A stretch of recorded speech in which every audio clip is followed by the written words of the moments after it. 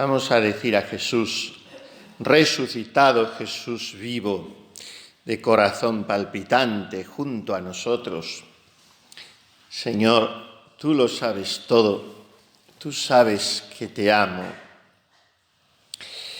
Este capítulo 21 de San Juan es un epílogo añadido por él mismo, aunque los modernistas han querido que fuese un aditamento extraño.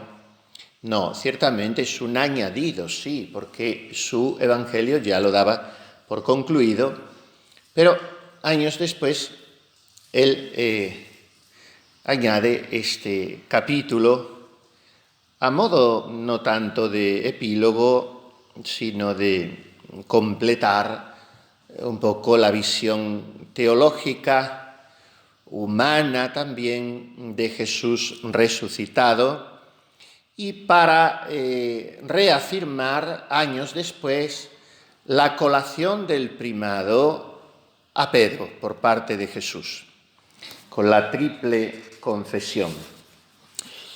Y se sitúa este episodio en la ribera occidental del lago de Tiberíades, el mar de Genesaret, y allí hay que hacer la composición del lugar. No sé si alguna de ustedes ha estado en Tierra Santa, pero en fin, en todo caso han visto proyecciones o películas o diapositivas, y allí está la iglesita del primado con una roca grande que está casi ya en la orilla del agua.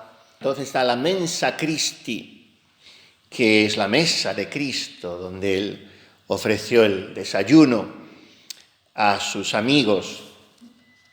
Bueno, pues en los años 20, 30 se hicieron las grandes excavaciones y los mejores arqueólogos trabajaron en eso, en Tierra Santa, y se descubrió en ese lugar, se descubrieron los restos de una iglesita primitiva paleocristiana, y por eso se supo, entre otros datos, que era el lugar donde se verificó este episodio.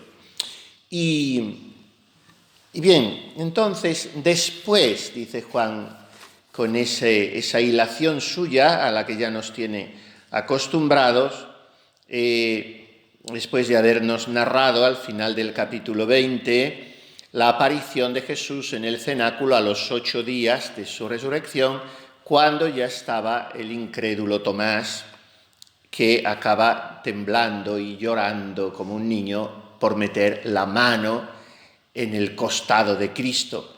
Y entonces tiene lugar aquel macarismo, se dice en griego, aquella bienaventuranza que es para nosotros. Es la novena bienaventuranza y Jesús nos la dedica a nosotros. Porque me has visto, Tomás, has creído. Bienaventurados los que sin haber visto crean. Miren, el mismo domingo de Pascua, me parece que leemos, no me atrevo ahora a afirmarlo, creo que es la epístola de la misa, pero no me acuerdo en este momento. En fin, de la primera carta de San Pedro hay un pasaje que a mí siempre me derrite el corazón mucho, y más leído en plena Pascua.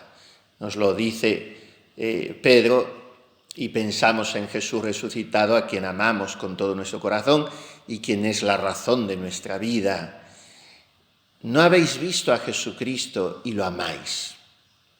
No lo veis y creéis en él.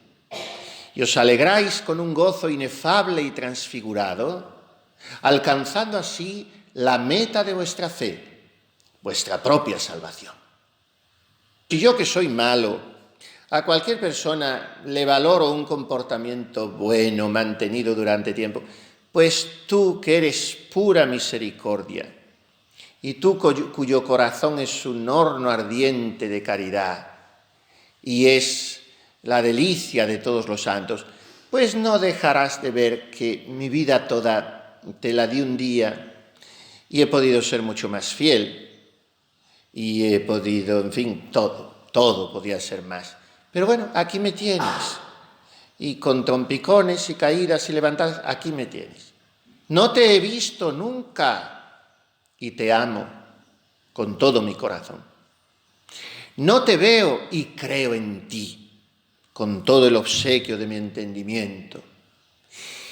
Y sin verte me alegro con un gozo inefable, que no lo puedo expresar con palabras, y con un gozo transfigurado, que es capaz de cambiarme hasta la cara.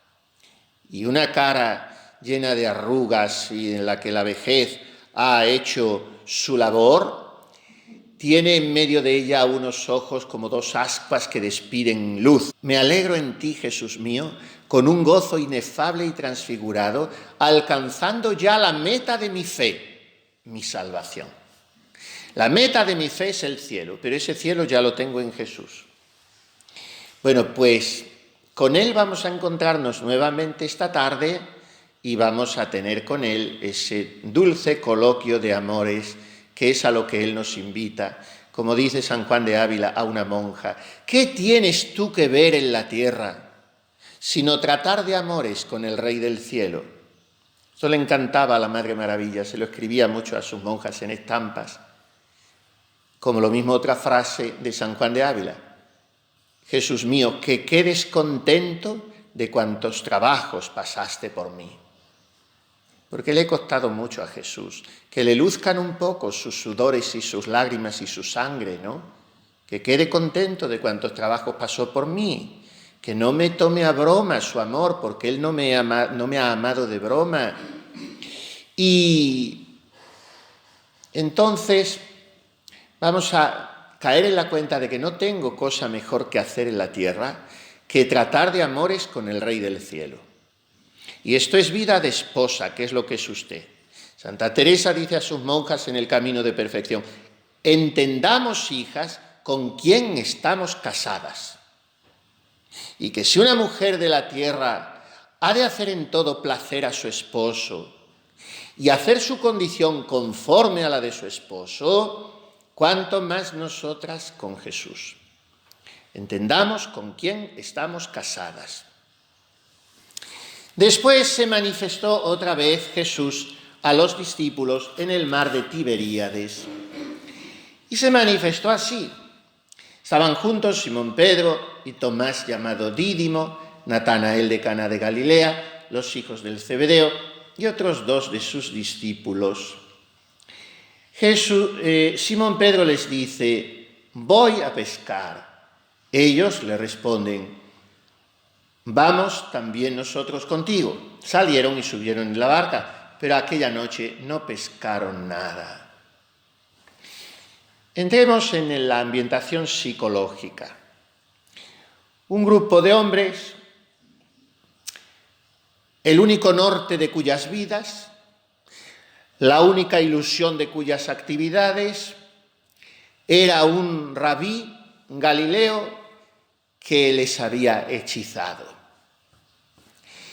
Y a ese hombre tan especial, que tenía tantos chispazos de Dios, se lo han matado de una manera agresiva, odiosa, dolorosísima, humillante. Y se les ha aparecido en algún momento, pero todo ha sido tan fugaz que no saben ellos bien a qué carta quedarse, ni de qué se trata, ni qué van a hacer, y están desalentados y tienen que seguir viviendo, claro, y tienen que pescar, que es su trabajo. Y se juntan más. Antes salían a pescar de 2 en 2 o 4, ahora si pueden se juntan todos, porque es la manera de animarse y de apoyarse y de sostenerse y resistir en medio de aquella situación tan triste a la que se han visto abocados y encima tan vergonzosa porque saben que han sido cobardes. Se juntan y se echan a trabajar y su trabajo es la pesca. Y muchas veces los bancos de peces grandes se juntan por la noche, cuando no hay luz. Y entonces los pescadores salen a faenar, como dicen ellos, de noche. Por eso es tan importante la polar, que es la estrella de los mares, y por eso María es la estrella de los mares, y por eso la devoción a la Virgen del Carmen, en fin, porque una noche en el mar pues es muy arriesgada y es muy solitaria. Como por eso dice San Juan de Ávila también en una carta, si quieres orar, entra en la mar, piérdete, pierde tierra, pierde seguridades. Y entonces ellos entran en la mar, es una mar pequeñita, pero en fin, si te adentras mucho en el mar de Tiberíades, que no es mar, que es un lago de agua dulce, pues no ves la orilla. O sea que si se te encrespa el agua y naufragas, no es ningún plato de gusto. Pues allí están ellos, en medio de la mar, ya no muy en medio, porque estaban bastante ya cerca de la orilla, no pescaron nada. Al amanecer se presentó Jesús en la ribera, pero los discípulos no sabían que era Jesús. Es la ribera occidental, o sea que es la misma ribera, la misma orilla, donde cae un poco más adentro el monte de las bienaventuranzas. Es el mismo Jesús, maestro, que les había enseñado, que les había cautivado con su palabra, quiere volver a atraerles evocando todo aquello, en el mismo lugar, en la misma zona. No era otra ribera, era esta occidental. Y no sabían que era Jesús. Este no sabían tiene que despertarnos de tantas cosas. Magdalena tampoco lo supo en el huerto, los de Emaús tampoco lo supieron en el camino, y yo tampoco lo sé en el sendero de mi vida, ni cuando me meto en los jardines laberínticos de mis complicaciones y a cuidar mis flores y a preocuparme de mis cosas. Yo entonces no sé qué es Jesús, no estoy capacitado para que mi mente se abra. Los discípulos no sabían que era Jesús. Díceles Jesús, y esto ya empieza a ser una escena absolutamente encantadora, entrañable, ternísima. Muchachos, ¿por ventura tenéis algo que comer? En el capítulo 13 de San Juan, en el cenáculo, Jesús, el otro día aparecía, me parece que en la lectura en el Evangelio de la Misa, no sé si fue el domingo, Jesús les dice, hijitos, filioli, y es la palabra más entrañable. Y aquí usa otro tono, como de menos intimidad, haciéndose el desentendido, porque claro, si les hubiera dicho hijitos o hijos, hubieran comprendido que era Jesús. Pero dice, muchachos, es la primera y la única vez que aparece en el Evangelio, y empieza la pregunta por un me, que un me es una partícula griega, que significa esto. Por casualidad, nosotros decimos más bien por casualidad, estas traducciones más clásicas, que son más literarias, más elegantes, por ventura, que se usaba antes más en castellano. ¿Acaso no tendréis, más bien nosotros hoy preguntaríamos, ¿no tendríais pescado? Bueno, es una forma un poquito incómoda para los discípulos de preguntarles, porque lo que les pregunta es, ¿por ventura tenéis algo que comer? En una barca, ¿qué se va a llevar que comer? Pues se lleva pescado. Es una manera, un circunloquio, para preguntarles, ¿habéis pescado algo? Claro, un desconocido que desde la orilla, a voces grandes, porque están a casi 100 metros, unos 200 estadios, dice San Juan. Un estadio es poco menos de medio metro, con lo cual están a unos 90 metros, poco más o menos. 90 a 100 metros no es nada para ir andando, pero en el agua sí es salvar esa distancia. Un desconocido entre las brumas de la alborada te pregunta así a voces que si tienes algo, no te cae bien la pregunta cuando llevas toda la noche sudando y no has cogido ni un pez. Cuando yo tengo que proclamar este evangelio en misa, tengo que hacer un pequeño esfuerzo porque hay que decir, ellos respondieron no. Se acabó ese monosílabo.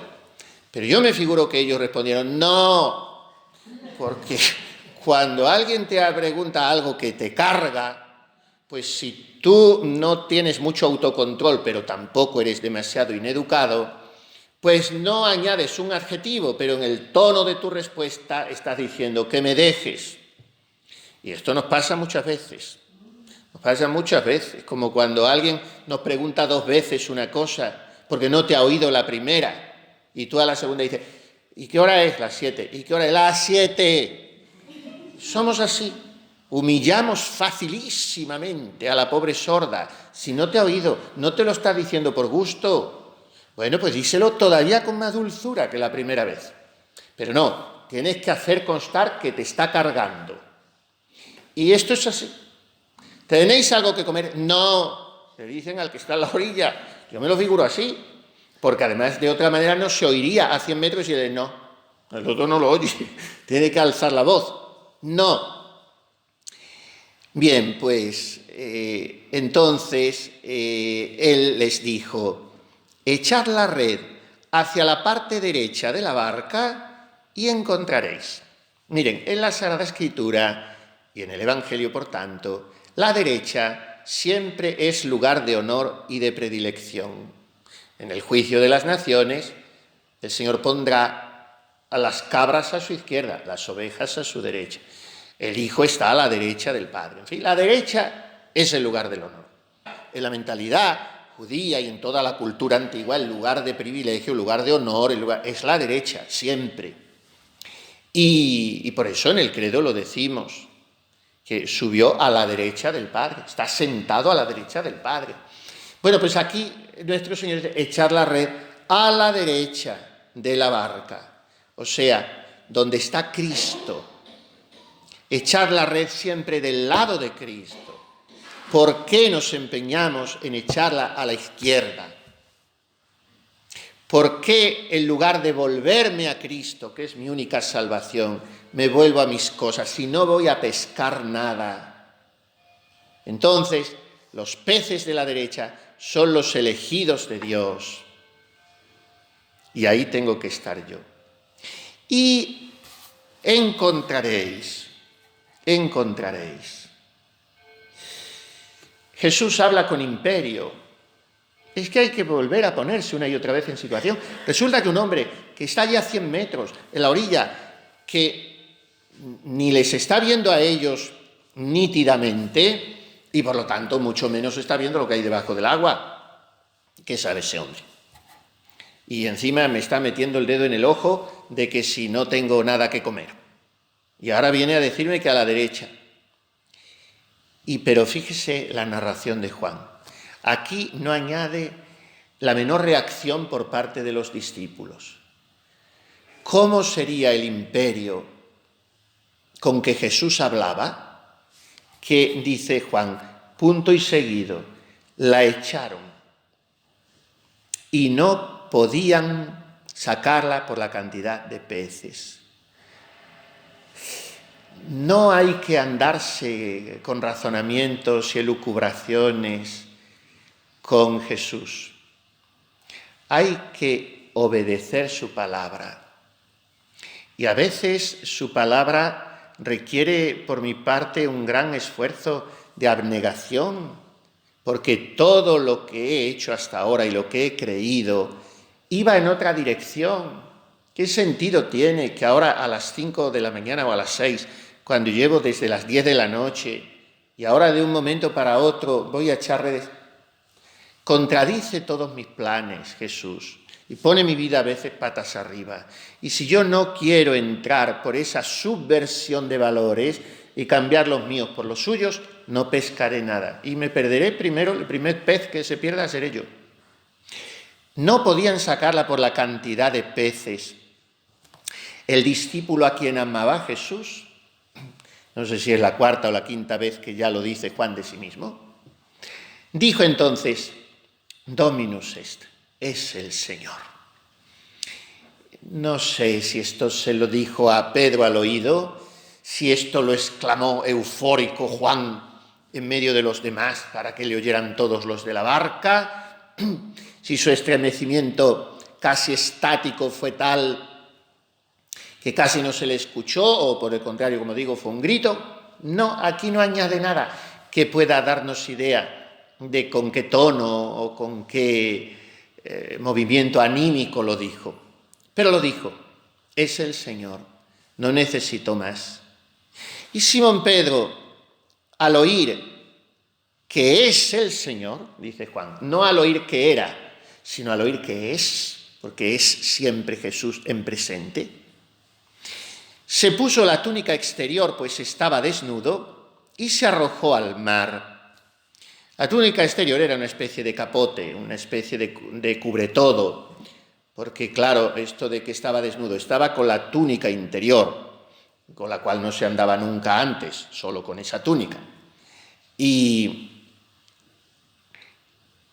O sea, Pedro estaba desnudo de fe, Pedro estaba desnudo de esperanza, de ilusión, y Jesús viste a Pedro. Jesús nos viste, Jesús nos pone presentables. Jesús, cuando estábamos hechos un asquito, nos restaura, nos renueva, nos vuelve a poner la sonrisa recién planchada en los labios. Y sin Jesús estamos desnudos. Y cuando Jesús nos ha vestido, esa vestidura que nos ha puesto Jesús es una coraza, es la coraza de la fe. Y podemos hacer frente a todo. Y fiado en ti, me meto en la refriega. Fiado en mi Dios, acometo la batalla, dice el Salmo. Y entonces, si Dios está con nosotros, ¿quién estará contra nosotros? Y como Jesús me ha vestido, yo soy capaz de pasar por carbones encendidos, en este caso, de echarme al agua y, habiendo perdido la cabeza, como les pasa a los enamorados, que no miden los peligros ni se asustan por nada, salvar los 100 metros que faltan de tierra y que con 4 remadas los salvaban, salvarlos nadando, que 100 metros nadando es un cierto cansancio. Y allí se presenta Pedro, se arrojó al mar. Ese Pedro que antes se había hundido en el mar, se había sumergido en el agua por falta de fe, ahora se echa al agua por fe.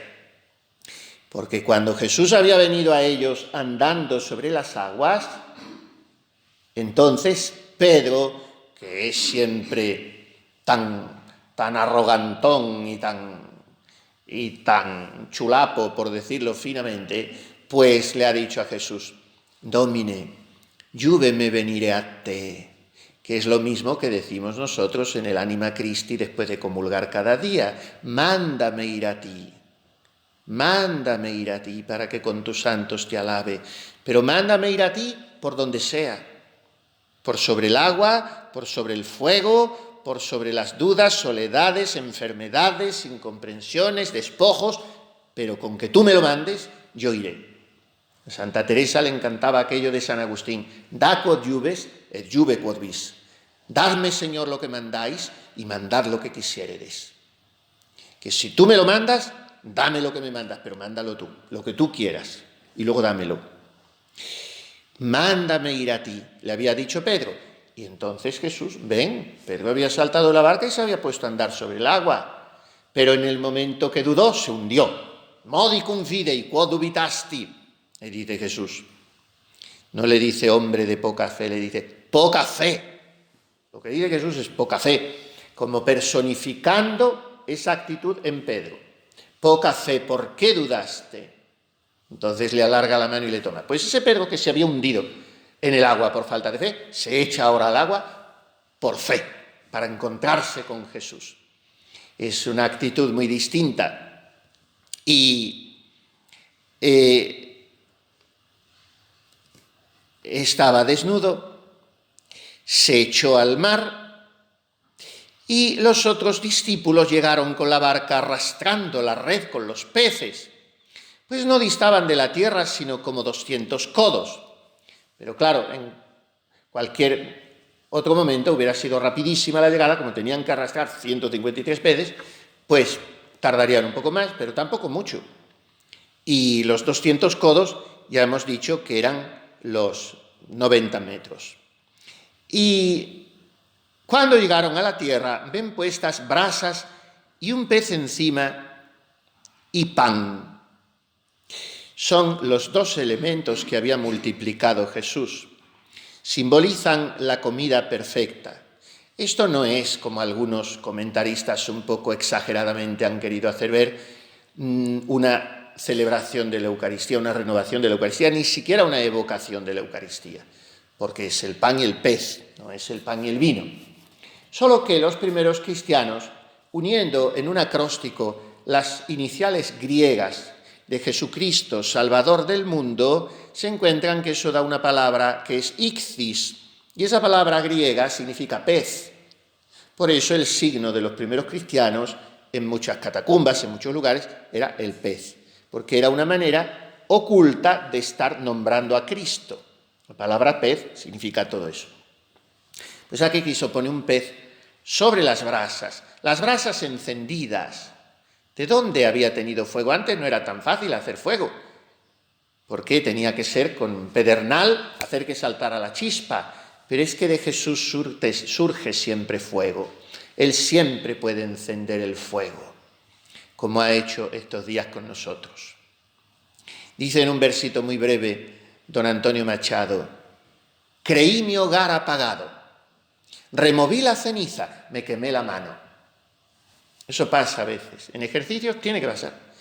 Durante el año se ha ido acumulando sobre nuestro corazón ceniza, rutina, atolondramiento, cansancio. Yo no tengo fervor, yo no tengo ilusión, yo no tengo ni vocación, ni tengo fe, ni tengo donde caerme muerta.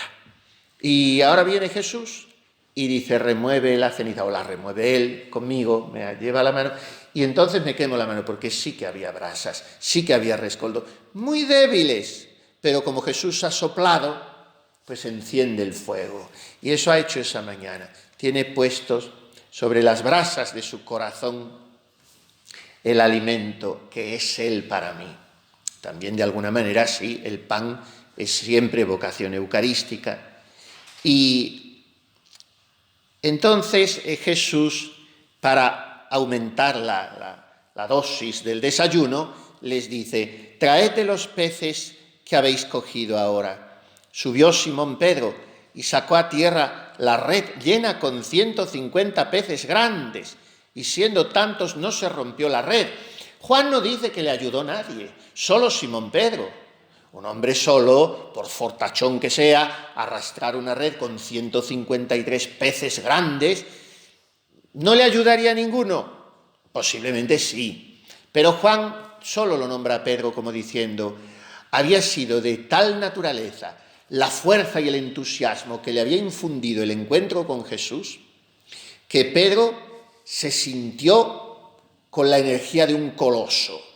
Y esto provoca en nosotros el encuentro con Jesús. Y miren que el encuentro este de Pedro con Jesús había sido prosaico, porque yo me lo figuro saliendo con las dos túnicas, la de dentro y la de fuera, que se había puesto para nadar, se había puesto las dos, y llega a la orilla y Jesús allí sonriente esperándole.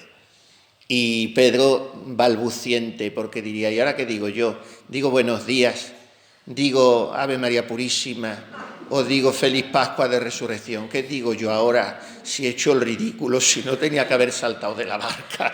Y Jesús le mira sonriente, y lo que le dijo Jesús sí lo sabemos, no lo ha puesto Juan, pero en otros códices está. Jesús le dijo: Pedro, vienes hecho un pollo, no había necesidad de esto. Pero bueno, entonces Pedro se queda así y como no sabía ni para dónde ir. Cuando Jesús les dice a los otros lo de los peces, porque lo bonito es ahí meterse en la oración, en el tiempo que pasó hasta que llegaron los otros con la red de peces. Ese tiempo que está solo Pedro con Jesús, ¿qué se dirían los dos? Eso hay que meterse en esa oración. Porque muchas veces mi oración es así. Llegas a Jesús y dices: ay, Dios mío, si vengo pingando, Jesús, ¿y ahora qué te digo yo? Si mira la tontería que acabo de hacer, si mira las negaciones que traigo a mis espaldas, pero la cosa es que vengo deseando encontrarme contigo, pero no tengo cara para decirte ni el Señor mío Jesucristo. ¿Qué hago yo ahora? Y entonces Jesús me introduce en su amor, en su confianza. Y bueno, pues Pedro va por la red de los peces, tira de ellos y Y entonces, siendo tantos, no se rompió la red. Díceles Jesús, venid, comed. Venid, comed.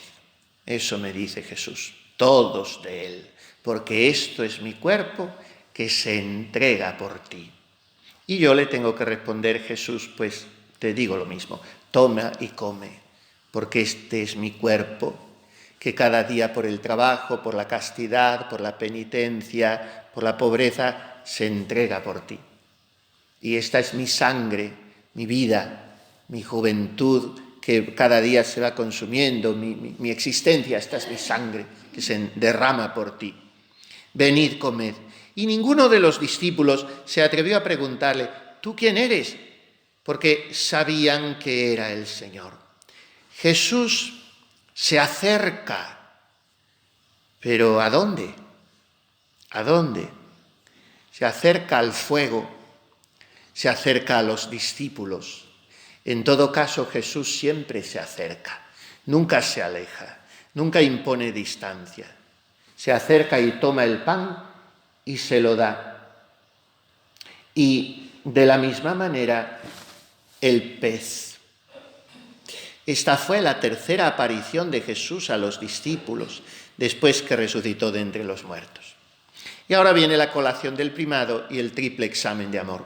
Cuando comieron, dijo Jesús a Simón Pedro, Jesús, hijo de Juan, Simón, hijo de Juan, no, realmente no es Simón, hijo de Juan, es Simón Barjona, diligis me plusis, Simón de Juan. O sea, Simón de Juan, Simón Barjona, Bar es el hijo del nombre que viene después, Simón de Jonás, Simón, hijo de Jonás, Simón, hijo de Juan. Y esto es como cuando tu madre te quiere hacer una reconvención muy importante, o es un día de tu cumpleaños, o es un momento muy solemne en la familia, y entonces a ti te dicen Manolita, y resulta que ese día te dice tu madre, María Manuela, ¿me escuchas? Yo de vestidos no entiendo, pero mira que me gusta ese que te estás poniendo. Bueno, pues te dice así el nombre completo, y es una manera de solemnizar. Y esto hace Jesús. Jesús le decía Peñasco a Pedro, porque Jesús era simpaticísimo y a cada uno le puso un mote, como hacen los buenos amigos. Y a uno le decía los hijos del trueno, y a otro le decía el Dídimo, los mellizos, y a otro el Tadeo, en fin, el Celotes. Pero a Pedro le puso piedra, roca, que no a nadie se lo ha puesto nunca a la Santísima Virgen, como ustedes saben. Se llama Pedro, es el que se llama roca. La Virgen Rosa, que es distinto. Mística. Bueno, pues, y de Simón, hijo de Juan, ¿me amas? Y esto de decirle así, Antonio Pérez o Luis García, esto no lo hacía Jesús con sus discípulos, ya que viene tanta solemnidad. Es que le confiere el primado. Simón, hijo de Juan, ¿me amas más que estos? Y entonces Pedro, por muy noqueado que estaba, supo reaccionar y la segunda parte de la respuesta, de la pregunta, la ignoró. Y solamente se refirió a la primera, ¿me amas? Señor, sí, tú sabes que te amo. Y ahora hay un juego aquí de palabras, unas veces, un cambio de palabras. Al principio Jesús le dice corderos y después ovejas, pero no voy a entrar en eso porque me estoy pasando ya de rosca. Y sí, tú sabes que te amo, apacienta mis corderos. De nuevo por segunda vez, Simón, hijo de Juan, ¿me amas? Siempre con la misma solemnidad. Simón, hijo de Juan, las 3 veces. Respóndele, sí, Señor, tú sabes que te amo, pero no me metas en lo demás que los otros porque he tenido un patinazo tan soberano que ya lo demás que los otros vamos a dejarlo, no he oído bien. Y tú sabes que te amo. Dícele, apacienta mis ovejas. Por tercera vez le dice, Simón, hijo de Juan, me amas. Y aquí ya Jesús omite lo demás que los otros.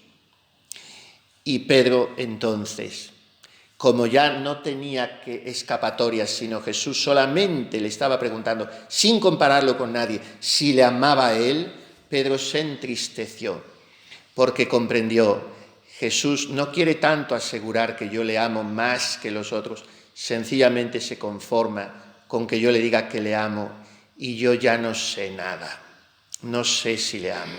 Y entonces Pedro, abandonando su experiencia, su seguridad, su arrogancia, se prefiere referirse a la ciencia de Jesús y le dice: tu omnia nosti, tú conoces todas las cosas y como tú lo sabes todo, pues tú sabes que te amo. Y Jesús le dice: apacienta mis ovejas. Miren, cuando iba a morir Sor Isabel de la Trinidad, esta mañana hemos hablado de ella, una jovencita de 26 años, consumida por aquel mal de Pot, una teóloga extraordinaria sin haber estudiado una letra, pero tendría doctrina para ser doctora de la Iglesia, porque pocos como ella han hablado de la inhabitación trinitaria. Lean ustedes un libro del padre Filipón, que es un gran teólogo de aquellos teólogos dominicos. ¿Cuándo suscitará el Señor otra vez hombres de esos en su Iglesia? Y la doctrina espiritual de Sor Isabel de la Trinidad es un libro magnífico. Bueno, pues Sor Isabel, su priora, que también hemos hablado de ella esta mañana, la Madre Germana de Jesús, era una gran señora, muy joven priora, tenía 32 años, era muy joven y valía muchísimo, pero era como aquella otra priora que había tenido Santa Teresita. Esa gente francesa eran muy señoras, muy finas y muy bien, pero estaban muy marcadas por una formación jansenista, en fin, pseudo-jansenista, porque el jansenismo es una herejía, y ellas no estaban en esa herejía, pero los resabios del jansenismo en Francia habían echado muchas raíces. Por eso en Francia quiso el Sagrado Corazón manifestarse allí, para compensar el jansenismo. El jansenismo es un Dios duro, justiciero, rígido, implacable.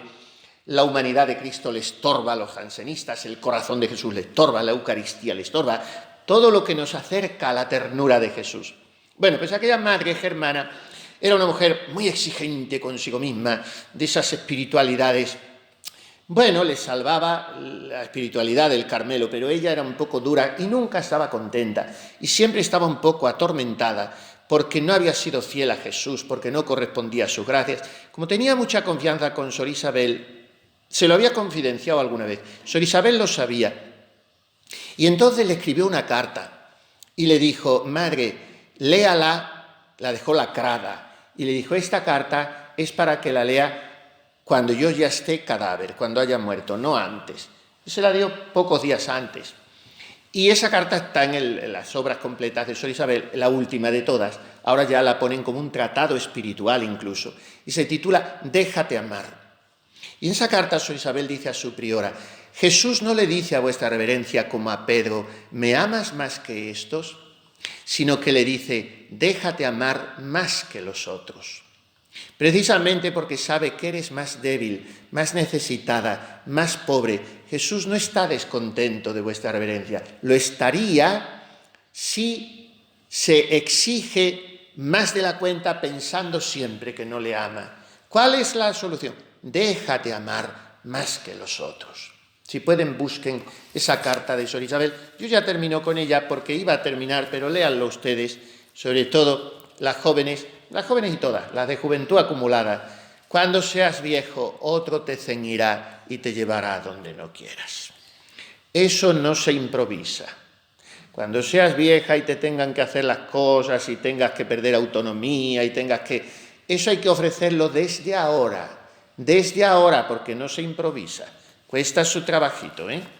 Y yo le oí decir algunas veces al padre Mendizábal, con el que tuve la suerte de hacer ejercicios en varias ocasiones, también los de mes, y con esa cachazuda y siempre sonriente sabiduría jesuítica, él decía: las cosas se ofrecen de antemano y cuando vienen se llevan como se puede.